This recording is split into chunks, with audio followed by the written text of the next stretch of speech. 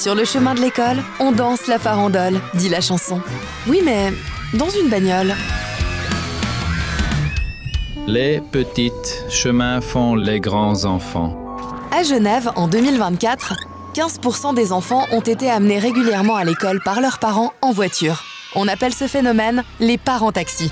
Une minorité donc, mais assez envahissante et qui met les 85 autres % en danger en manœuvrant de manière parfois douteuse aux abords des établissements scolaires.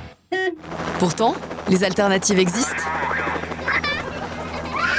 Comme par exemple le Pédibus, initiative née il y a 26 ans et qui comporte 400 lignes au niveau national, dont 27 actives à Genève. Alors pourquoi s'obstiner à trimballer ses gosses en voiture ? Déjà, il y a l'aspect pratique. Les parents vont au boulot en voiture, l'école est sur le chemin, donc on va pas tortiller.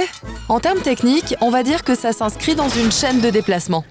Une récente étude genevoise révèle que c'est le cas de 40% des parents taxis interrogés.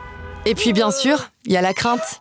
Et il faut bien l'avouer, la route de l'école peut parfois devenir dangereuse. Notamment à cause des parents taxis, qui sont responsables de la plupart des accidents survenant sur le chemin de l'école. La solution à ce cercle vicieux serait de le remplacer par un cercle vertueux et de pousser les parents à délaisser leur voiture. Parce qu'en plus, il y a plein d'aspects positifs à ne pas aller en voiture à l'école. Déjà, l'absence de véhicule a tendance à provoquer la marche ou le recours à des engins de type vélo ou trottinette. Or, tout cela est bénéfique pour la santé de l'enfant, qui, selon l'OMS, est censé effectuer 60 minutes minimum de mouvement par jour.